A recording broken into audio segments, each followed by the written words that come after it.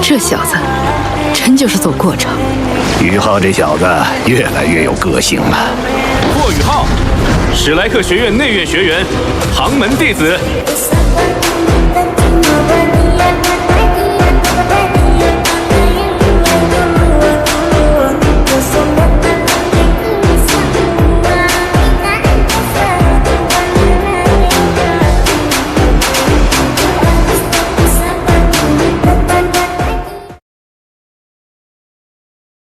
Setelah misi selesai, Yuhao dan teman-temannya kembali ke Sekte Tang dengan Bebe yang menggendong Tangya. Bebe dengan lembut berusaha mengajaknya bicara, memberitahunya bahwa kini mereka telah pulang. Ia juga mengingatkannya saat pertama kali ia bergabung ke Sekte Tang, Tangya berkata bahwa keinginan terbesarnya adalah membangun kembali kejayaan Sekte Tang. Dan sekarang berkat dukungan semua orang, akhirnya keinginan tersebut benar-benar sudah berhasil terwujud. Jadi jika ingin menyaksikannya secara langsung, maka ia harap Tangya bisa segera sembuh dan kembali memimpin sebagai ketua Sekte Tang. Yah, sepertinya kata-kata Bebe mampu menggetarkan jiwa Tangya, di mana terlihat ia yang membuka sedikit mata lalu menatap ke arah Sekte Tang. Sayangnya Tangya kemudian kembali mengalami fase koma. Fisiknya sangat lemah dan jiwanya juga menjadi sangat rapuh. Ini sesuai dengan apa yang pernah dijelaskan oleh Wo Yuhao bahwa racun jahat yang ada di dalam diri Tangya memang masih tersisa, dan ini memang sengaja ia lakukan demi mempertahankan kekuatan hidupnya. Yuhao akan datang setiap hari untuk sedikit demi sedikit membantunya mengeluarkan racun, lalu mengisi kembali kekuatan hidup yang ikut keluar bersama racun tersebut. Ia berusaha mengulur waktu sampai 1 tahun untuk menunggu hingga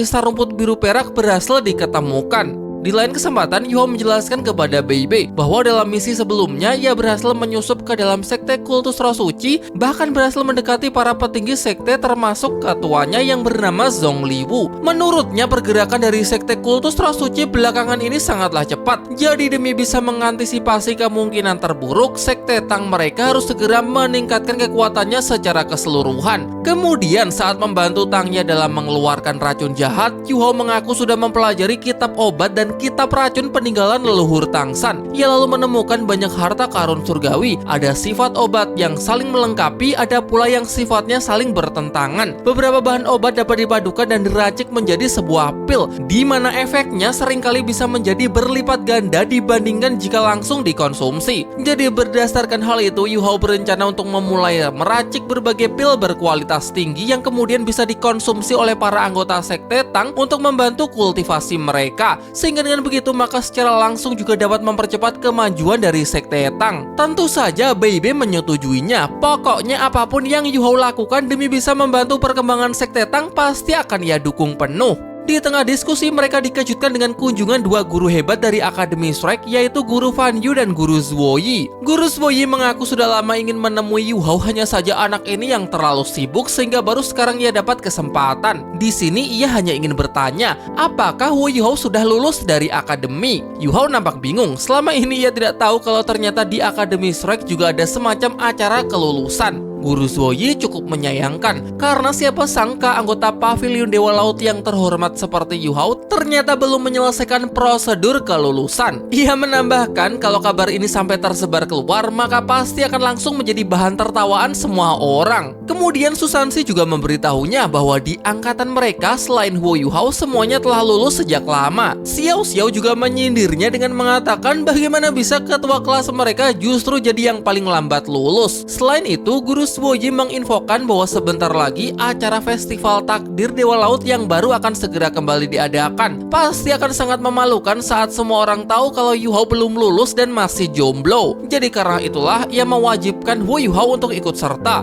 Yuhao kemudian mengaku kalau ia memang masih belum lulus, tapi kalau soal jodoh, semua orang tahu kalau ia sudah mempunyai Wang Dong. Lagi pula sekarang sudah memasuki masa perang, sehingga bukankah kurang bijak rasanya jika acara seperti festival Dewa Laut tetap diadakan? Guru Zhuoyi kemudian menjawab kalau soal Wang Dong tentu ia tidak akan melupakannya, tetapi aturan Akademi Shrek juga tidak bisa dilanggar. Guru Fan Yu menambahkan jika Yuhao tidak bisa lulus tepat waktu, maka menurut aturan terpaksa harus dinyatakan tinggal kelas. Bahkan mungkin juga sampai dilarang keluar dari Pulau Dewa Laut. Ya mau bagaimana lagi, ini adalah tradisi yang sudah berlangsung selama ribuan tahun. Jadi mau tidak mau Yu Hao harus mengikuti aturan yang ada. Ia bersedia mengikuti festival Dewa Laut meskipun itu hanya sebatas formalitas. Dan barulah setelah itu ia akan langsung mengajukan ujian kelulusan dari akademi. Pada keesokan harinya di Sekte Tang, Yu Hao mulai bereksperimen dengan berbagai bahan obat untuk membuat pil berkualitas tinggi dengan mengikuti panduan dari kitab obat yang ditinggalkan oleh leluhur Tang San. Namun meski sudah melakukan apa saja yang tertera di dalam kitab tersebut, tetap saja Yu Hao masih mengalami banyak kendala, seperti tungku pil yang meledak saat ia mencoba untuk memasak beberapa perpaduan dari bahan obat. Nampaknya Yu Hao masih belum menyadari kesalahannya. Ia merasa sudah mengikuti takaran resep yang ada di dalam kitab peninggalan leluhur Tang San, tapi kenapa masih gagal? Guru Ziwen kemudian datang untuk memberinya pencerahan. Dari sini baru terlihat sisi kelemahan Yu Hao. Boleh saja kultivasi kekuatan rohnya sudah setara Feng Hou Dolo, namun kalau soal ketelitian di ruang lab, Guru Ziwen masih berada di atasnya. Ia menjelaskan bahwa Yu Hao meracik berbagai bahan obat harta karun surgawi. Dalam proses peracikannya, energi langit dan energi bumi dari bahan obat akan dilepaskan lalu dipadatkan. Jadi bagaimana bisa Yu Hao berpikir bahwa tungku biasa sanggup menahan kekuatan sebesar itu? Tungku pil sendiri juga bisa dikategorikan sebagai alat pemandu roh, sehingga semakin tinggi tingkat harta karun yang diracik, maka semakin tinggi pula tingkat tungku pil yang diperlukan. Seketika itu juga Yu Hao pun langsung mendapatkan pencerahan. Kini ia tahu kesalahannya, jadi ia harap Guru Ziwen mau mengajarinya cara membuat tungku pil tingkat tinggi. Tanpa berlama-lama lagi, Guru Ziwen pun sepakat dan langsung mengajak Yu Hao untuk menuju ke ruangannya untuk merancang tungku pil tingkat 9. Langkah pertama adalah penentuan material. Tungku pil haruslah terbuat dari material yang cukup tangguh dan harus pula memiliki sifat isolasi yang baik sekaligus bisa menghantarkan panas.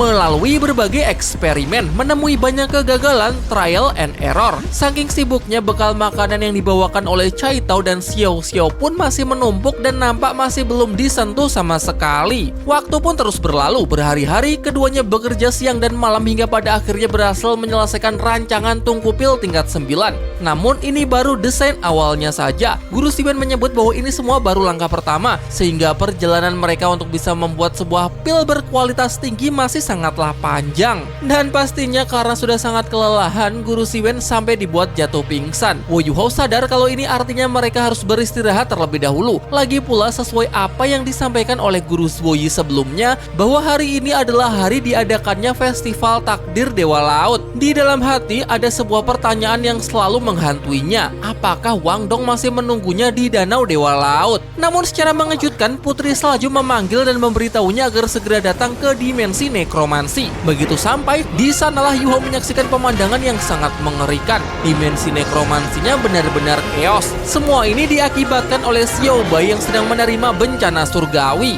Siklus yang dialami oleh setiap monster pada periode 100.000 tahun sekali. Dahulu Putri Salju pernah mengatakan bahwa usia kultivasi Xiao Bai sudah hampir mencapai 300.000 tahun, sehingga tidak lama lagi beruang malang itu pasti akan menghadapi bencana surgawinya yang ketiga. Sebelumnya Xiao Bai sudah berhasil melewati 2 kali bencana surgawi, yaitu saat usianya berada di 100.000 tahun dan 200.000 tahun. Namun untuk yang ketiga ini serangannya jauh lebih dahsyat daripada sebelumnya, sehingga ia tidak yakin jika Xiao Bai mampu bertahan. Yu Hao sebenarnya juga sudah mencoba mengantisipasi hal ini. Untuk alasan itulah ia sengaja menempatkan Xiao Bai di dalam dimensi nekromansinya. Namun tidak disangka ternyata dimensi ini pun tidak mampu menyembunyikan Xiao Bai dari bencana surgawi tersebut.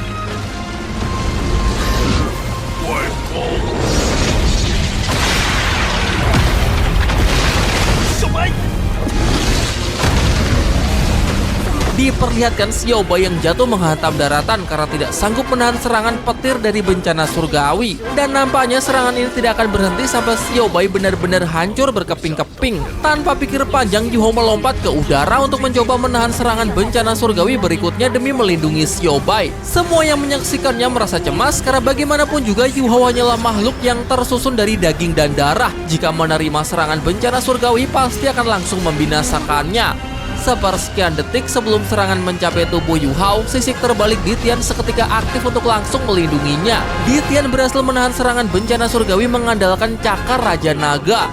Yah, ini semua tentu bukanlah sebuah kebetulan. Yu Hao tahu kalau Di Tian pasti tidak akan membiarkannya mati begitu saja. Di Tian jelas menjadi sangat murka yang mengecam tindakan Huo Yu Hao karena sudah benar-benar nekat. Bagaimana seorang manusia berpikir bisa menahan serangan tingkat dewa dengan tubuh? Bersamaan dengan itu, Di Tian akhirnya sadar bahwa tempat ini bukanlah benua Dolo, melainkan dimensi yang terpisah. Sekali lagi ia marah kepada Yu Hao karena telah menyembunyikan begitu banyak rahasia. Namun dengan santai Yu Hao mengatakan bahwa ia akan menjelaskan semuanya nanti karena sekarang yang terpenting adalah menemukan cara untuk menyelamatkan temannya dari bencana surgawi. Di Tian dapat merasakan bahwa Raja Beruang Es kini telah mencapai kultivasi 300.000 tahun dan tengah berhadapan melawan bencana surgawinya yang ketiga. Tetapi sayangnya inti kekuatan beruang ini sudah terluka parah. Inti jiwanya juga sudah retak sehingga jika harus menerima serangan berikutnya, nyawanya sudah pasti tidak akan tertolong. Lagi pula bencana surgawi adalah manifestasi dari hukum langit dan bumi, sesuatu yang tidak bisa dilawan. Mungkin ada satu cara agar bisa menyelamatkannya, yaitu dengan menjadikan Raja Beruang Es sebagai wujud roh Yu Hao. Namun meskipun bisa dilakukan, Yu Hao merasa bahwa untuk sekarang hal tersebut tidaklah etis untuk dilakukan, karena ini seperti ia memanfaatkan kesusahan dari pihak lain demi keuntungan pribadinya. Akan lebih bijak jika ia membuatnya sembuh terlebih dahulu, baru Xiao Bai sendiri yang akan memutuskan mau tidaknya. Xiao Bai yang mendengarnya menyatakan kalau ia bersedia. Dengan kultivasinya sekarang, tubuhnya tidak akan sanggup lagi menerima bencana surgawi, sehingga akan lebih baik jika ia menjadi wujud roh bersama ibunya. Di dalam lautan roh, Putri Salju sangat setuju dengan keputusan Xiao Bai. Jadi tanpa membuang-buang waktu lagi, ia harap Yu Hao bisa segera memulai ritualnya. Bahkan kali ini Di Tian pun juga mendukungnya. Ia rela menjadi payung menahan serangan bencana surgawi untuk melindungi mereka selama proses berlangsung. Proses pun dimulai. Semuanya berjalan lancar hingga tidak butuh waktu lama, Xiao Bai pun berhasil menjelma menjadi wujud roh Yu Hao yang baru, meninggalkan jasad lamanya yang sudah penuh luka. Di Tian yang menyaksikannya nampak kaget sekaligus kagum saat tahu ada begitu banyak monster roh yang rela menjadi wujud roh Huo Yu Hao. Dengan ini roh pelindung kalajengking Giok Es sudah mendapatkan 8 cincin roh dan bersama dengan itu bencana surgawi perlahan mulai menghilang. Namun tepat di belakang Yu Hao, jasad yang ditinggalkan Xiao Bai tiba-tiba kembali dan berniat ingin menyerang Yu Hao. Untungnya sebelum itu terjadi, Xiao Bai berhasil menghentikannya. Ia membangun koneksi dengan jasad tersebut untuk bisa mengendalikannya. Rasanya seperti mempunyai dua tubuh, di mana saat Xiao Bai mencoba bergerak, jasad tersebut juga mengikutinya. Di sisi lain, Yu Hao dapat merasakan kalau ada energi aneh yang sedang mengisi bekas jasad Xiao Bai. Auranya meningkat dengan cepat hingga melahirkan kesadaran yang baru. Mungkin saat Xiao Bai menjelma menjadi wujud rohnya, sebenarnya masih ada sedikit sisa jiwa yang tertinggal pada jasad beruang tersebut. Lalu saat energi dimensi nekromansi mengisinya, jasad tersebut mulai hidup kembali, kemudian berubah menjadi makhluk kematian. Nampaknya memang seperti inilah hukum alam di dimensi nekromansi ini, di mana ketika seorang makhluk mati di dimensi ini, maka jasadnya akan terisi oleh energi nekromansi dan terlahir kembali sebagai makhluk kematian. Bisa diartikan melewati bencana dan menjadi jauh lebih kuat lagi. Di Tian yang mendengarnya masih merasa bingung. Ia punya banyak pertanyaan di kepalanya, dimulai bagaimana bisa Yu Hao mendapatkan dimensi ini. Yu Hao pelan-pelan kemudian menjelaskan bahwa dahulu ia mempunyai seorang guru spirit kintil yang bernama Yilai Kesi. Yilai Kesi adalah dewa suci ahli sihir kematian yang berasal dari dunia lain. Setelah kematian dari gurunya tersebut, dimensi ini pun kemudian diwariskan kepadanya. Ya, tidak heran dimensi ini begitu kuat dan misterius. Tetapi Di Tian mengingatkan bahwa untuk kedepannya Yu Hao harus lebih berhati-hati lagi karena dirinya tidak akan selalu bisa menyelamatkan nyawanya dalam setiap situasi berbahaya. Setelah kepergian Di Tian, Tian Meng meminta Yu Hao untuk segera keluar karena sebentar lagi festival takdir Dewa Laut akan segera dimulai. Untuk Xiao Bai, mereka para wujud roh senior ini akan membimbingnya. Di luar, suasana sudah nampak ramai. Seluruh murid menyambut festival dengan sukacita, memenuhi sepanjang jalan menuju Danau Dewa Laut dengan penuh kegembiraan. Yu Hao menerima poster festival takdir Dewa Laut yang langsung mengingatkannya terhadap Wang Dong. Terasa kerinduan yang sangat mendalam terhadap sosok kekasih tercintanya tersebut.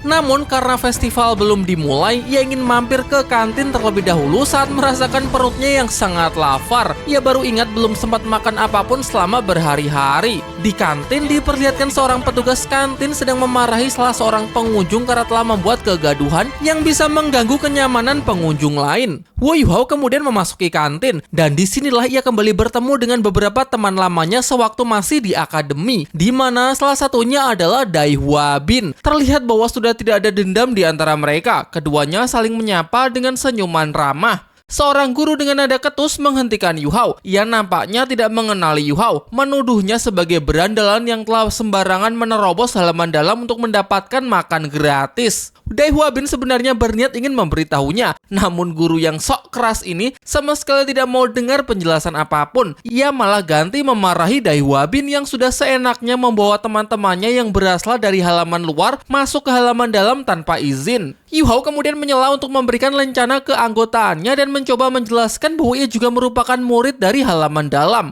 Akan tetapi si guru tetap ragu sehingga ia memerintahkan Wo Yuhao untuk ikut bersamanya ke kantor administrasi. Yuhao menolak karena festival Dewa Laut sebentar lagi akan dimulai, jadi ia tidak punya waktu untuk mengurus hal semacam ini. Si guru semakin ngotot. Ia marah karena berani-beraninya ada murid yang menolak perintahnya. Ia bahkan mempertanyakan keaslian dari lencana tersebut, apalagi juga tidak mengenakan seragam akademi. Dan kalaupun Yuhao adalah murid halaman dalam yang sudah lulus, tidak seharusnya kembali ke akademi hanya untuk makan gratis.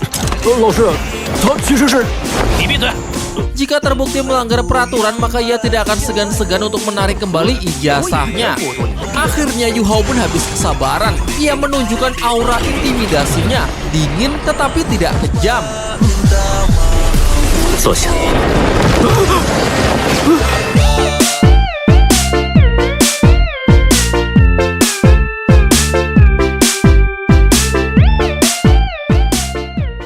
Seketika itu juga si guru langsung kena mental. Yuhao mengingatkannya bahwa seharusnya seorang guru tidak boleh bertindak kasar terhadap murid-muridnya di akademi. Shrek adalah sebuah akademi, bukan penjara para kriminal. Setelah kejadian ini selera makannya jadi hilang, waktunya juga sudah terbuang percuma, jadi Yuhao ingin langsung pergi menuju festival Dewa Laut. Untuk guru sombong tersebut, ia ingin agar Dekan Chai Meier mendisiplinkan guru-guru semacam ini yang suka berbuat sewenang-wenang dan cenderung menindas para murid akademi. Dai Hua Bin menyindir si guru sombong. Guru disiplin baru yang gemar mencari perhatian akhirnya kena batu juga. Dari lantai 2 diperlihatkan bahwa Tang Wutong diam-diam menyaksikan kejadian tersebut. Namun jika ingin menemui Yuhao, ia rasa waktunya masih belum tepat.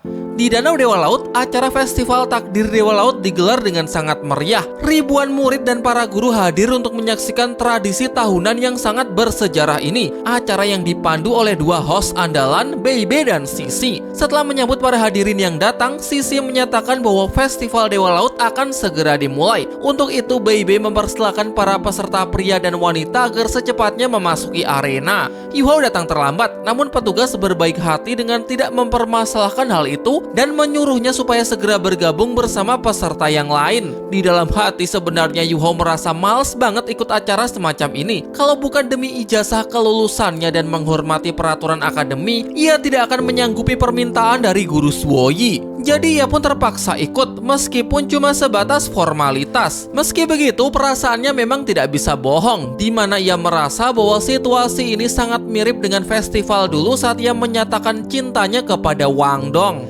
Diperlihatkan 5 kodam Yuhao juga keluar untuk ikut meramaikan dan memberikan dukungan. Sementara itu, Bei Bei merasa tidak perlu lagi menjelaskan aturan pada acara ini karena ia yakin semuanya juga sudah tahu. Jadi tanpa berlama-lama lagi, dengan ini ia menyatakan bahwa festival takdir Dewa Laut tahun ini resmi dimulai. Babak pertama adalah cinta pandangan pertama. Para peserta pria diminta untuk menunjukkan kemampuan mereka untuk melepaskan topi caping yang dikenakan oleh para peserta wanita. Salah seorang murid mencoba membuka paksa semua topi para wanita dengan kekuatan terpaan anginnya yang sangat kuat. Cara ini dinilai cukup kasar dan agak keterlaluan, di mana banyak penonton kurang menyukai aksinya tersebut. Salah seorang peserta yang merasa kesal membalas serangannya, membuat si pria jahil tersebut jatuh ke dalam danau. Dan seperti yang kita lihat bahwa wanita itu adalah Tang Wutong.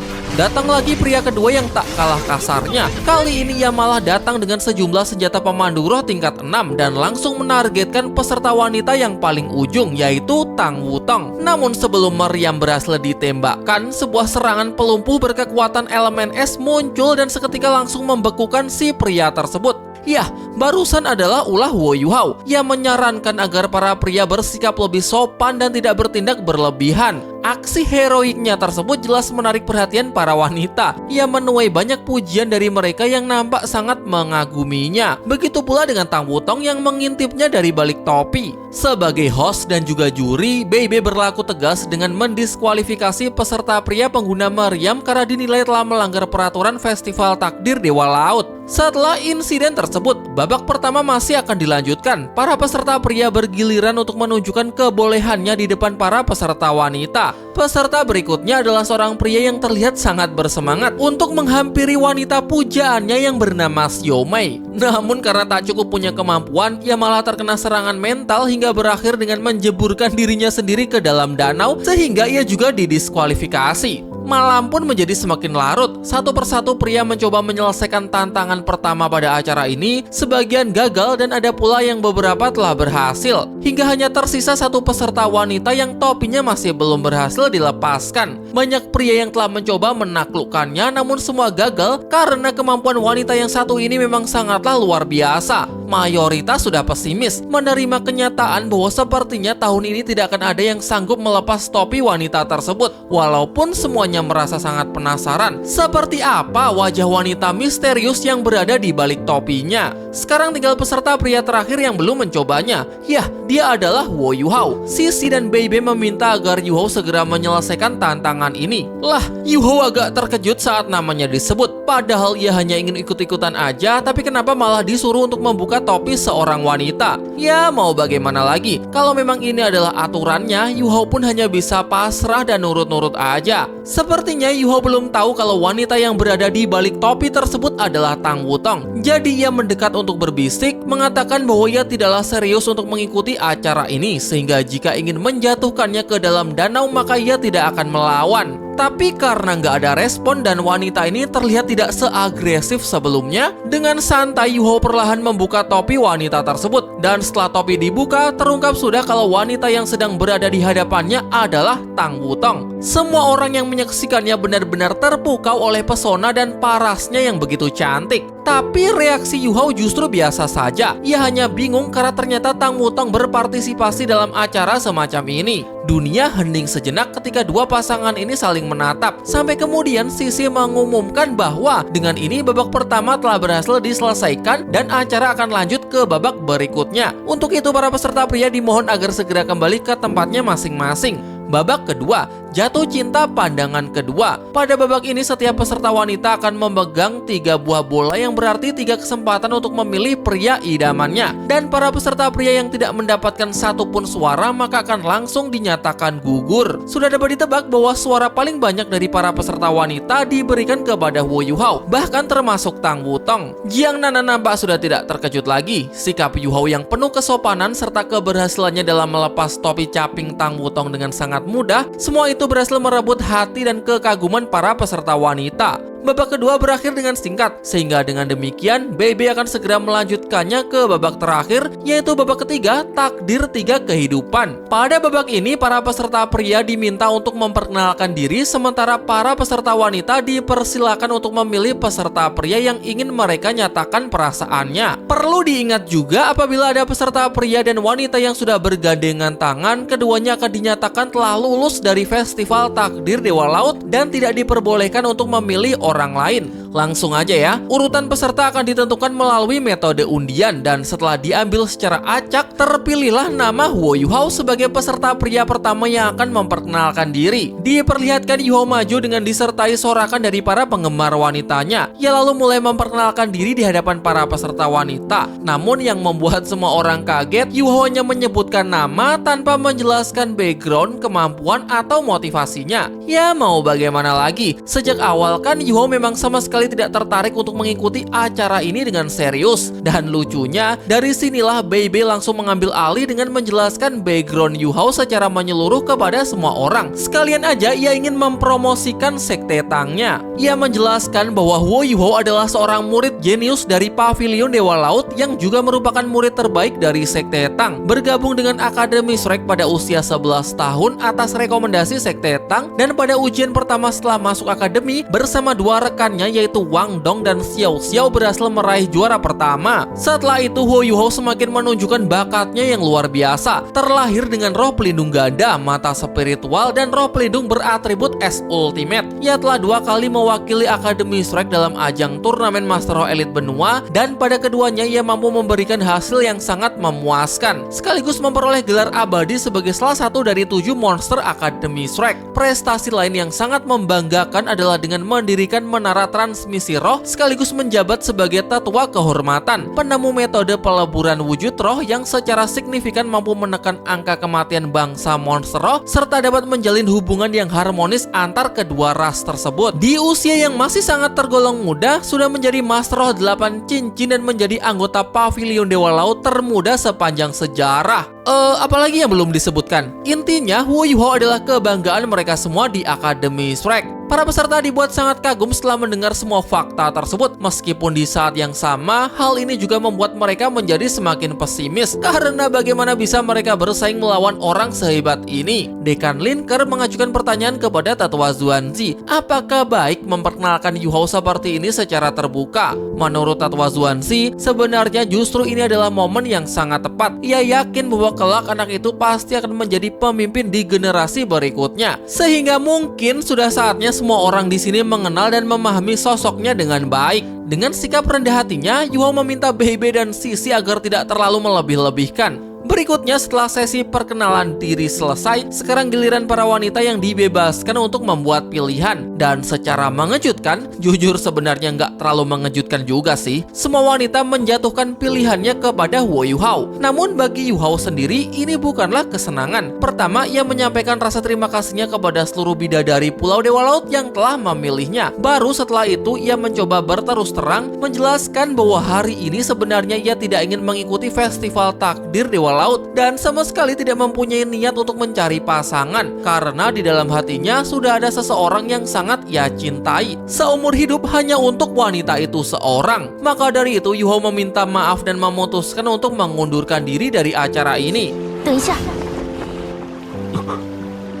Namun secara mengejutkan, Tang Wutong malah menghentikannya. Ia lalu memohon kepada para peserta wanita lain agar mereka mau memenuhi satu permintaannya. Permintaan yang pasti akan dianggap paling egois. Tetapi karena sudah sejauh ini, ia pun menjelaskan bahwa motivasinya mengikuti festival takdir Dewa Laut hanya demi satu orang pria. Jadi untuk itu ia memohon kepada mereka semua agar bersedia mengalah dan memberikan kesempatan ini kepada dirinya. Ucapan Tang Wutong yang cukup menyentuh mendapatkan sambutan positif dari banyak orang. Mereka menaruh respek terhadap keberanian dan ketulusan hatinya, sehingga banyak peserta wanita lain yang akhirnya memilih untuk mengundurkan diri. Hingga cuma tersisa 3 wanita yang masih mempertahankan pilihannya kepada Yuhao. Wanita pertama bernama Bai, memperkenalkan dirinya sebagai Master Roh 6 Cincin dan secara pribadi mengagumi orang-orang kuat. Atas alasan itulah yang membuatnya begitu terobsesi dengan Huo Yuhao. Jadi jika ingin berpasangan dengannya, maka terlebih dahulu ia harus mengalahkannya. Entah nanti jadi dipilih atau tidak, intinya ia tetap akan menantangnya untuk bertarung. Yuhao yang mendengarnya jadi agak bingung. Sebenarnya wanita ini ingin menyatakan cinta atau hanya ingin cari-cari alasan untuk bertarung melawannya. Apapun itu, dengan lembut Yuhao menolak permintaannya dan beralasan bahwa untuk saat ini ia sedang tidak berminat. Lanjut ke wanita kedua, dia bernama Su Tong, Master Roh dengan 7 cincin, dan yang paling mengejutkan, roh pelindung wanita ini yang ternyata adalah gadis salju. Yah, ini adalah roh pelindung yang sama dengan salah satu wujud roh Huo Yuhao, yaitu Kaisar Salju.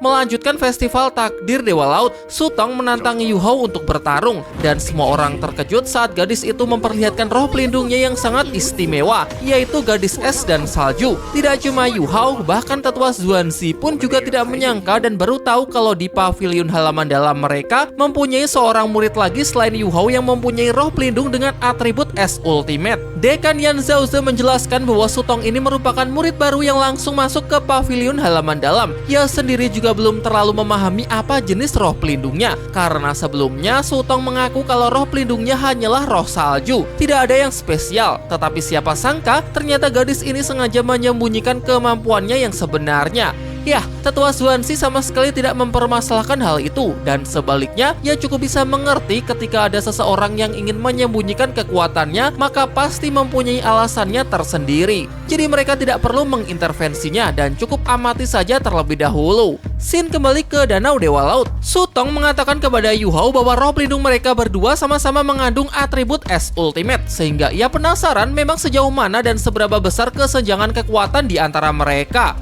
Waktu yang diberikan untuk memperkenalkan diri Sutong dipergunakan untuk mengajukan tantangannya kepada Yu Hao. Dan sekarang giliran gadis terakhir yang akan diberikan waktu yang sama untuk juga memperkenalkan dirinya, yaitu Tang Wutong. Tang Wutong langsung melepaskan pakaiannya. Berganti skin untuk memperlihatkan identitas aslinya. Kemudian menjelaskan bahwa roh pelindungnya adalah kupu-kupu Dewa Naga Cahaya. Tidak cuma kuat, namun juga terpancar pesona dari kecantikannya yang seketika membuat siapa saja yang menyaksikannya menjadi sangat terpukau. Ia lalu melanjutkan dengan kembali mengingatkan Huo Yu Hao terhadap momen-momen awal pertemuan mereka saat di pavilion Dewa Laut. Kala itu padahal baru saja bertemu, dengan penuh emosional Yu Hao berlari untuk langsung memeluknya dengan erat karena mengiranya sebagai sosok lain, yaitu Wang Dong-er, seorang kekasih yang sudah lama menghilang. Dan semenjak itu sepanjang perjalanan ia terus mendengar tentang kisah cinta Yu Hao dan Wang Dong. Namun terentah mengapa hal itu sangat membuatnya merasa tidak nyaman, seolah-olah semua itu hanya membuat dirinya menjadi sebuah bayangan yang muncul di antara Yu Hao dan Wang Dong. Hingga kemudian akhirnya kehidupan mereka mulai bersinggungan. Seiring ia bisa mengenal Yu Hao lebih dekat, ia bisa melihat diri Yu Hao yang sebenarnya, sosok tenang dan begitu bijaksana, bersedia menjadi yang terdepan untuk menghadapi berbagai situasi berbahaya, kemudian berjuang demi bisa melindungi teman-temannya yang ada di belakangnya. Semenjak itu, ia memutuskan untuk juga bergabung ke dalam sekte Tang agar bisa mengenalnya jauh lebih dalam lagi. Sampai tibalah saatnya, semuanya terasa menjadi sangat berbeda. Suatu momen yang benar-benar mengubah hidupnya, yaitu ketika Huo Yu Hao bersedia mempertaruhkan segalanya hanya untuk melindungi dirinya. Saat Yu Hao rela menusuk dirinya sendiri sebanyak 9 kali berturut-turut, ada perasaan yang tidak bisa ia ungkapkan dari dalam hatinya. Namun pada saat ini, pada momen ini dan kesempatan ini, ia berdiri di sini di hadapan Yu Hao untuk mengungkapkan keinginannya agar Yu Hao bisa membawanya pergi bersamanya dan memperlakukannya sama seperti Wang Dong, karena masih ada banyak hal yang ingin ia utarakan kepadanya. Sementara itu, semua orang yang menyaksikannya serasa hanyut di dalam momen mereka. Kebanyakan memberikan dukungan penuh dan bersorak agar Yu Hao mau menerima Tang Wutong. Namun di sisi lain, Bebe mempunyai kekhawatiran, yaitu jika Yu Hao benar-benar bersedia menerima Tang Wutong, lantas bagaimana dengan nasib Wang Dong? Nampaknya ini menjadi dilema di hati teman-temannya. Apalagi Tang Wutong sudah membuka hatinya dan mengungkapkan perasaannya dengan tulus. Jadi jika sampai mendapatkan penolakan, pasti akan menjadi sangat menyakitkan. Namun sayang sekali ya, semua itu ternyata tidak dapat meluluhkan hati Yu Hao. Ia meminta maaf dan memutuskan ikatan benang merah di antara mereka sebagai isyarat bahwa untuk selamanya hanya ada Wang Dong di dalam hatinya yang tidak akan pernah tergantikan sampai kapanpun. Tidak ada ruang untuk orang lain. Ia berterima kasih atas semua perhatian yang Tang Wutong berikan, tetapi ia juga meminta maaf karena tidak bisa memenuhi keinginannya tersebut. Yu Hao lalu pamit undur diri, namun Bai menghentikannya. Baginya ini adalah kesempatan yang sangat langka karena benar-benar sulit untuk bisa menemui laki-laki ini yang selalu berpergian entah kemana. Kalau sampai melewatkan hari ini, maka kapan lagi ia bisa sparring melawannya?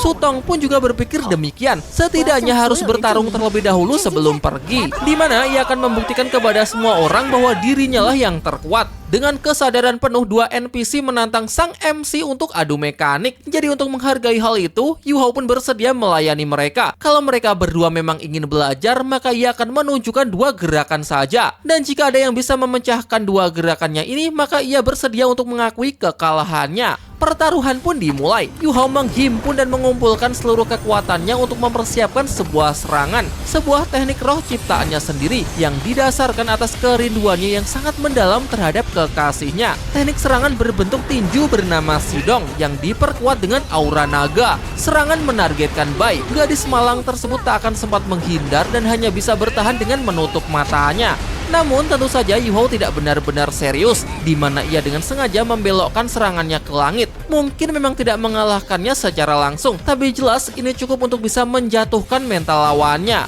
Seperti yang pernah dijelaskan bahwa serangan ini mengandung bawang, maksudnya mengandung perasaan emosional serta membawa hujan yang dapat mempengaruhi hati siapa saja yang melihatnya. Seperti Sisi yang langsung merindukan teman-temannya di tim 7 Monster Academy Shrek, dan Bebe yang juga langsung teringat dengan Tangya, mengatakan bahwa akhirnya mereka semua telah kembali berkumpul. Bai terbawa perasaan, ia mengingat momen saat orang terdekatnya meninggalkan Akademi Shrek, meskipun tidak ada kejelasan entah sahabat atau kekasihnya. Sambil mengusap air matanya, ia mengakui kekalahannya kepada Yu Hao dan berjanji bahwa setelah ini ia pasti akan berlatih lebih giat lagi. Namun ternyata hal yang sama tidak berlaku untuk Su Tong. Ia malah meremehkan kemampuan Yu Hao. Di sini ia ingin mengadu teknik roh pelindung mereka, bukan ingin melihat teknik roh ciptaan Yu Hao sendiri. Menarik, sepertinya gadis yang satu ini juga ingin dikasih paham. Yu Hao mempertontonkan konfigurasi cincin roh pelindung kalajengking Giok S-nya yang luar biasa. 8 cincin dengan 4 cincin merah ratusan ribu tahun dan 4 cincin jingga yang misterius. Yu Hao menunjukkan aura dinginnya yang begitu mengintimidasi, di mana Sisi yang mengaku sudah mencapai level 70-an aja masih merasakan dingin yang luar biasa ekstrim.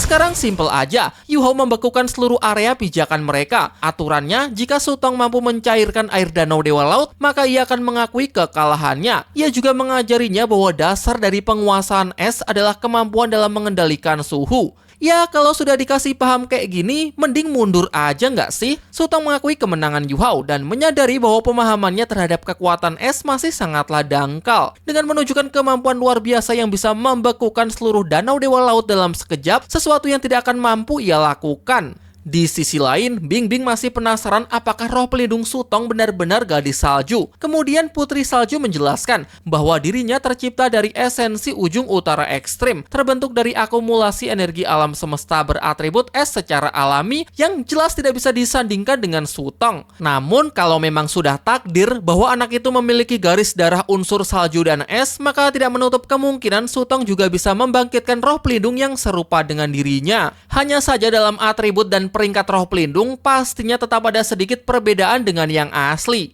Shin kembali ke tempat Yu Hao, di mana ia merasa semua ini sudah cukup sehingga ia berniat untuk segera pergi. Namun lagi-lagi Tang Wutong mencegahnya. Tang Wutong komplain, Yu Hao sudah bersedia menunjukkan kemampuannya kepada dua gadis tadi, namun kenapa saat gilirannya tiba malah mau langsung pergi begitu saja? Ya, setelah jelas-jelas mendapatkan penolakan, Tang Wutong masih saja belum menyerah. Yu Hao tidak menyangka kalau gadis yang satu ini juga berniat ingin menantangnya. Sayang, masalahnya sekarang ia sama sekali tidak berminat untuk bertarung ataupun menyakitinya. Tetapi bagaimana kalau Tang Wutong memaksanya? Bukan lagi pertarungan adu aura, bukan juga pertaruhan yang sederhana, melainkan benar-benar bertarung sekuat tenaga dengan seluruh kemampuan yang mereka miliki saat ini. Ya, dengan memperlihatkan konfigurasi dari 8 cincin rohnya, 6 hitam dan 2 merah, Tang Wutong memang layak untuk menyombongkan dirinya. Secara level kultivasi ia sudah setara dengan Yu Hao. Secara konfigurasi dan jenis cincin roh pelindung, ia pun juga tidak bisa dipandang remeh. Tetapi ia menegaskan bahwa pertarungan ini bukan untuk saling menyakiti, melainkan hanya bertujuan untuk mengukur seberapa besar tekad dan kekuatannya. Kalau sudah seperti ini, pertarungan akan menjadi semakin menarik. Ia mempersilahkan Tang Wutong untuk menyerangnya terlebih dahulu, dan tanpa ragu gadis itu langsung bersiap untuk merilis teknik roh pertamanya, sayatan sayap naga.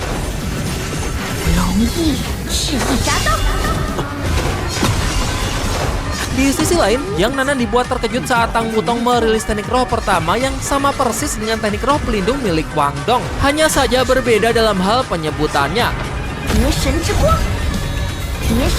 Begitu pula dengan teknik cincin roh kedua, Cahaya Dewa Kupu-Kupu. Selanjutnya adalah teknik cincin roh ketiga, Tebasan Dewa Naga Kupu-Kupu.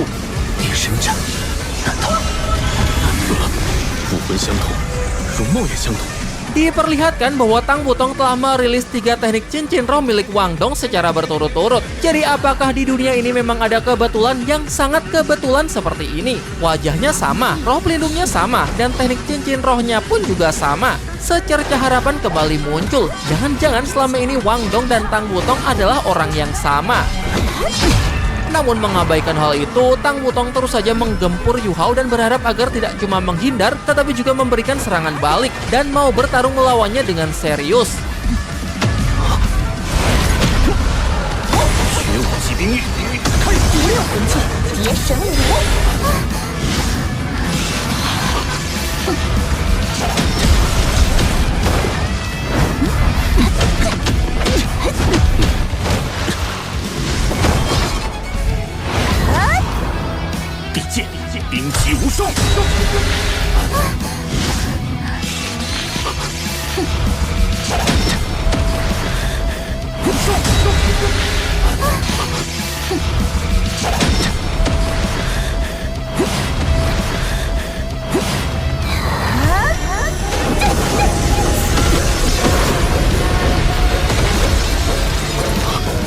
Selama pertarungan, Wu Yu Hao dapat merasakan aura yang sangat familiar dari dalam diri Tang Wutong. Aura dari kekasihnya yang telah lama hilang. Bahkan berulang kali ia sempat melihat Tang Wutong sebagai sosok Wang Dong.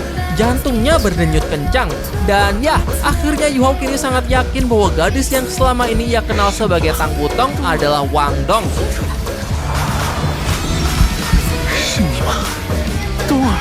Dan ternyata memang benar dugaan kita selama ini bahwa setelah insiden pertarungannya melawan Long Xiaoyao, ingatan Wang Dong telah benar-benar kembali. Jadi selama festival Dewa Laut berlangsung, ia hanya berpura-pura dengan tujuan untuk menguji tekad Wu Yu Hao. Kita dan semua orang pun semakin teryakinkan ketika Tang Wutong merilis teknik roh pelindung keduanya. Roh pelindung paling legendaris di seluruh benua Dolo. Dialah Palu Hao Tian.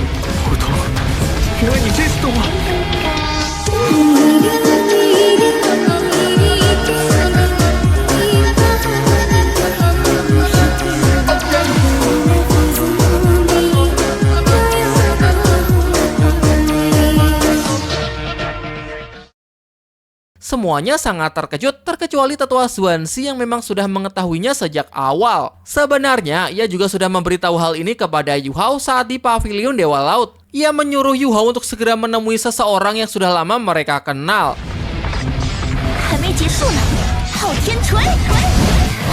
Meskipun semuanya kini sudah terungkap jelas, Tang Wutong tetap ingin menyelesaikan pertarungannya. Jadi untuk menyambut permintaan ini, Yu Hao bersedia untuk menemaninya sampai akhir dengan mengadu teknik telapak tangan Kaisar Salju melawan hantaman keras dari Palu Hao Tian.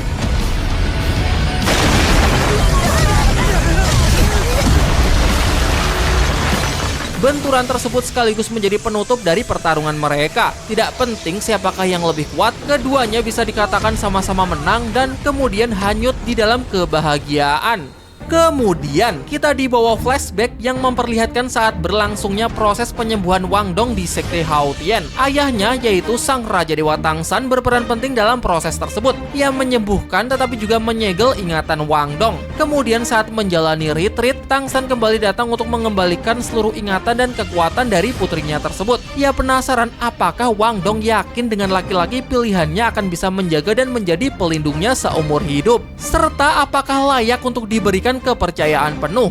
Jadi ialah yang memerintahkannya untuk ikut serta dalam festival takdir Dewa Laut dan melihat dengan jelas perkembangan Yu Hao. Seberapa kuat tekad anak itu saat menghadapi putrinya yang telah memiliki kekuatan yang luar biasa ini. Apakah anak itu tetap teguh pada hatinya? Dan ya, semua itu sekarang benar-benar terbukti. Yu Hao secara sempurna telah berhasil menjawab semua keraguan tersebut. Setelah itu, kekuatan rohnya perlahan mulai menyatu dengan Tang Wutong. Kemampuan penyatuan roh pelindung Hao Dong yang dulu biasa ia lakukan bersama dengan Wang Dong kini telah kembali. Teknik yang sangat indah tersebut menyala di tengah danau Dewa Laut, membuat siapa saja yang menyaksikannya menjadi sangat terpesona. Bei Bei menyebut bahwa sudah 10 tahun lamanya semenjak mereka berdua pertama kali menunjukkan teknik penyatuan roh pelindung jalan keemasan. Mereka mulai menunjukkan diri di Akademi Shrek. Hingga sekarang 10 tahun kemudian kekuatan dari teknik ini telah meningkat lebih dari 10 kali lipat. Setelah memenuhi langit dengan aura keemasan, Yu Hao dan Tang Wutong melanjutkannya dengan merilis teknik penyatuan roh pelindung berikutnya. Perpaduan antara palu Hao Tian dengan kalajengking giok es mengguncang danau dewa laut dan membelah langit dengan begitu indahnya.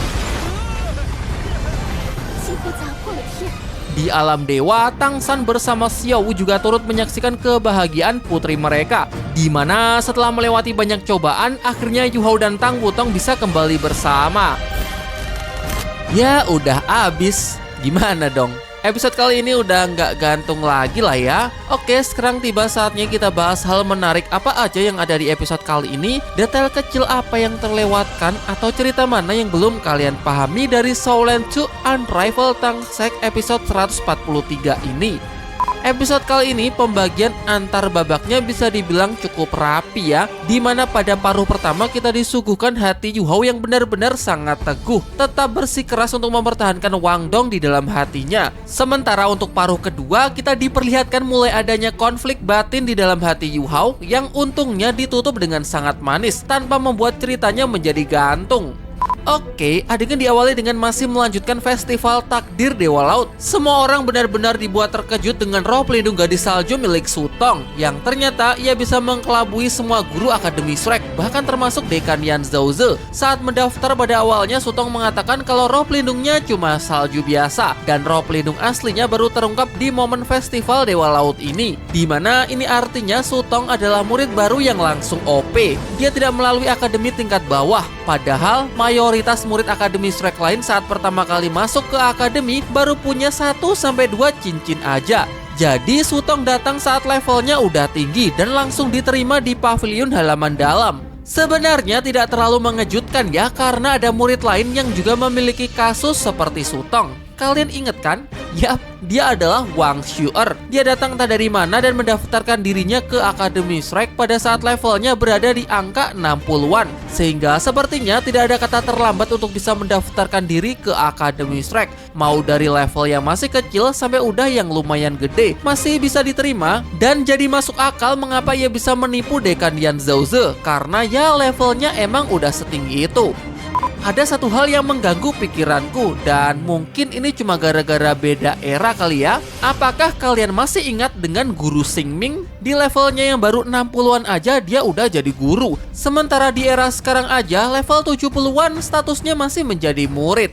Kalau mau membahas tentang roh pelindung Sutong, sudah cukup jelas aku bahas di pembahasan hal menarik minggu lalu. Dan ada tambahan sedikit dari episode kali ini ketika Bing Bing bertanya kepada Putri Salju, apakah roh pelindung Sutong benar-benar gadis es dan salju? Putri Salju menjawab bahwa jika Sutong memang mempunyai garis darah unsur es dan salju, maka anak itu berpeluang untuk suatu hari membangkitkan roh pelindung yang sama sepertinya. Jadi secara fondasi, Sutong memang mempunyai potensi tersebut. Kasusnya mirip dengan Bebe. Secara fondasi, Bebe mempunyai roh pelindung naga tiran petir biru. Meskipun cukup kuat tetapi tergolong biasa aja. Tetapi ia memiliki potensi untuk membangkitkan roh pelindung yang tingkatannya lebih tinggi, yaitu naga suci. Dalam prosesnya, Bebe perlu men-trigger kebangkitan roh pelindungnya yang kemudian disempurnakan lagi oleh Tetua Moen.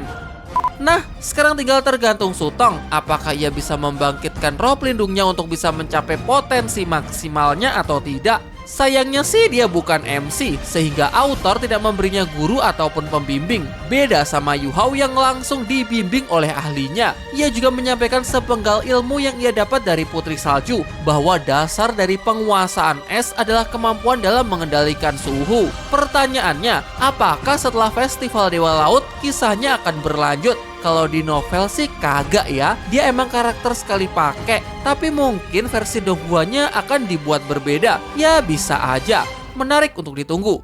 Adakah yang udah mengklaim Sutong sebagai My Bini? Kalau Bai, apa sih yang mau dibahas dari karakter ini? Autornya aja kayaknya males-malesan kasih nama ke karakter yang satu ini. Jenis roh pelindungnya apa? Konfigurasi cincin rohnya bagaimana? Juga tidak diperlihatkan. Cuma sok keras di awal, begitu digas langsung sesak napas. Yu Hao lalu memberinya bogem tinju Sidong. Pertama kali ditunjukkan pada episode 101. Ini adalah teknik roh hasil ciptaan Yu Hao sendiri, jadi bukan berasal dari cincin roh. Totalnya ada 3 teknik, yaitu telapak Haodong, pedang Niandong, dan tinju Sidong. Semua itu didasarkan pada kekuatan mental Wo Yu Hao. Jadi itulah alasannya mengapa saat teknik ini dilepaskan, energinya akan sangat mempengaruhi emosi dari orang-orang di sekitarnya. Ikut merasakan emosi Wo Yu Hao. Dan karena emosinya dipenuhi oleh kerinduannya terhadap Wang Dong, maka dari itu semuanya juga dapat merasakan emosi berupa perasaan rindu terhadap orang terdekatnya masing-masing. Di sisi lain, penggunaan teknik tinju ini pada timing yang sangat tepat. Sesaat setelah ia mendengarkan pernyataan cinta dari Tang Wutong, seakan ia ingin langsung semuanya merasakan bahwa sebesar inilah perasaannya terhadap Wang Dong. Flashback ke dalam ingatan Bai. Gadis ini diperlihatkan sedang berpisah dengan seseorang. Kemungkinan si orang itu adalah kekasihnya yang telah pergi terlebih dahulu karena sudah lulus dari akademi. Siapa namanya? Yo, nggak tahu kok tanya saya. Interupsi sedikit, out of topic. Saat aku lihat penampilan Yu Hao di episode 101, aku baru nyadar kalau progres dari Yu Hao secara fisik itu lumayan kerasa. Kalian coba bandingkan dah. Dari awalnya yang rambutnya pendek benar-benar kayak bocil, terus setelah itu bertapa, bodinya jadi lumayan oke banget, rambutnya juga udah nambah panjang, dan penampilan terakhirnya rambutnya ada diwarnain keemasan serta wajahnya yang menjadi lebih dewasa. Bandingkan dengan karakter-karakter lain yang hampir nggak ada progres sama sekali secara kosmetik. Padahal udah lewat 10 tahun loh katanya. Rambut nggak nambah panjang, wajah nggak nambah dewasa, dan bajunya juga nggak pernah ganti. Ya agak beda sih, cuma ya kalau nggak diperhatiin secara detail juga nggak kelihatan. Padahal Wo Yu Hao aja rajin banget dapat skin baru. Nah, siapa di sini yang sempat ke Gocek? Coba angkat tangan. Siapa yang beneran ngira kalau ingatan Tang Wutong masih belum kembali?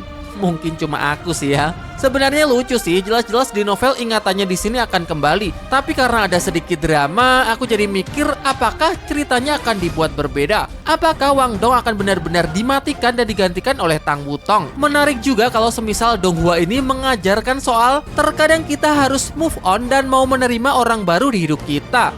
Tapi ternyata enggak ya. Yeay, Wang Dong akhirnya sudah kembali. Jadi mulai sekarang dan kedepannya kita nyebutnya siapa ini? Wang Dong atau tetap Tang Wutong? Entah kenapa aku lebih nyaman nyebut namanya Tang Wutong ya, karena di novel pun juga nyebutnya Tang Wutong terus. Jadi ya nggak apa-apa lah ya. Lagi dan lagi, ternyata ini adalah ujian dari sang dewa gabut. Kembali ke episode 100 ketika Yu Hao gagal melindungi orang yang sangat ia cintai. Wang Dong terluka sangat parah, bahkan hampir merenggut nyawanya atau malah sudah mati di situ. Mungkin Tang San jadi mikir, wah nih bocah ternyata kagak bisa jaga putriku. Tapi gimana dong? Putriku kayaknya udah terlanjur suka nih sama nih bocah. Jadi Tang San menyimpan Wang Dong terlebih dahulu untuk melihat bisa sejauh mana Wo Yu Hao berkembang menjadi lebih kuat. Dan Yu Hao benar-benar sudah membuktikan dirinya. Bahkan kehebatannya sudah melebihi ekspektasi Tang San. Terutama setelah mendapatkan cincin binatang roh keberuntungan dari Wang Shu'er. Bisa dipercaya begitu banyak binatang roh, bahkan di Tian sang kaisar binatang roh pun juga sangat segan. Terus Tang San jadi mikir lagi, kayaknya udah waktunya nih bocah dikasih kesempatan lagi. Jadi ia menghidupkan kembali Wang Dong, tapi nggak langsung dikasihkan ke Yu Hao begitu saja. Tapi dibuat menjadi orang yang berbeda dan menyegel seluruh ingatannya dengan identitas baru bernama Tang Wutong. Tang San ingin menguji keteguhan hati Yu Hao. Kasarnya, nih cewek baru, mirip, sama-sama cantik, bodinya lebih mantep, dan jauh lebih kuat. Tergoda nggak nih kira-kira bocah? Awal-awalan sih Yu Hao cukup tergoda ya. Tapi ya karena ia mengira kalau Tang Wutong itu adalah Wang Dong yang sedang lupa ingatan. Begitu tahu kalau roh pelindung mereka nggak bisa disatuin, Yu Hao mulai frustasi dan berpikir ulang hingga berkesimpulan bahwa Tang Wutong dan Wang Dong adalah dua orang yang berbeda. Sejak saat itu Yu Hao perlahan mulai menjaga jarak. Sikapnya berubah menjadi lebih dingin terhadap Tang Wutong demi menjaga sosok Wang Dong agar tetap menjadi satu-satunya wanita yang ada di dalam hatinya. Pertanyaannya, kalau memang seperti itu, kalau memang Yu Hao sudah yakin kalau Tang Wutong bukan Wang Dong, kenapa saat episode penusukan belati Long Xiaoyao, Yu Hao rela mati demi melindunginya? Ya karena jawabannya, karena itu memang sudah menjadi prinsip Yu Hao. Jangankan Tang Wutong, Nan Xiu Xiu sama emaknya yang bukan siapa-siapa aja, Yu Hao lindungi sampai hampir mati. Segel yang dipakai Tangsan untuk menyegel ingatan Wang Dong adalah simbol Trisula Dewa Laut yang ada di dahinya, di mana segel ini akan hancur ketika ada lonjakan emosi yang benar-benar dahsyat ketika melihat ada seseorang yang begitu tulus rela berkorban demi dirinya. Bahkan mungkin ingatannya saat berada di alam dewa pun juga ikut kembali, meskipun ini belum ada konfirmasi resminya ya. Tetapi kalau dilihat dari percakapannya dengan Tangsan, seharusnya Wang Dong emang udah inget sih kalau dia itu anaknya dewa. Nah, disinilah Tangsan kemudian sekali lagi ingin menguji tekad Yu Hao yang menyuruh putrinya untuk mengikuti festival takdir Dewa Laut, tetapi melarangnya untuk memberitahu Yu Hao kalau ingatannya sudah kembali. Jadi tetap berpura-pura menjadi sosok Tang Wutong untuk terus menggoda Yu Hao agar mau mengosongkan hatinya, melupakan sosok Wang Dong dan mengisinya dengan wanita yang baru. Kalau dari sudut pandang kita sebagai penonton, ya nggak apa-apa lah ya, karena kan Tang Wutong sama Wang Dong itu juga satu orang. Tapi masalahnya, dilihat dari sudut pandang Yu Hao, ini artinya ia dipaksa untuk move on karena dia tidak tahu kalau dua wanita ini sebenarnya adalah satu orang. Berulang kali Tang Wutong merayunya, tapi untung aja Yu Hao tetap pada pendiriannya. Jujur, kalau aku yang berada di posisi Huo Yu Hao, ini pasti akan menjadi pilihan yang sangat berat banget. Di satu sisi, kekasih yang sangat ia cintai tidak jelas gimana nasibnya, masih hidup atau jangan-jangan sudah mati. Sementara di saat yang sama, ada wanita yang sangat mirip, bahkan secara fisik bisa dibilang lebih menggoda daripada Wang Dong. Sifatnya juga identik dan nampak benar-benar tulus mencintainya. Berat banget kan? Ini mungkin seandainya Yu Hao tergoda dan memilih untuk move on dengan menerima perasaan Tang Wutong, maka ia pasti akan dinyatakan gagal dalam ujian ini. Tangsan pasti akan sangat kecewa, meratakan benua Dolo, membinasakan seluruh makhluk dan menghancurkan alam semesta. Pada akhirnya Shaolin 2 tamat dan ini akan menjadi bad endingnya. Agak lebay sih ya. Akhirnya setelah sekian lama, penampilan roh pelindung palu Hao Tian kembali diperlihatkan. Di situ ada siluet Daming dan Erming ketika bayangan dari palu Hao Tian muncul di langit. Ya, ini hanya menjadi semacam simbol bahwa Daming dan Erming memang ditugaskan untuk menjaga Wang Dong.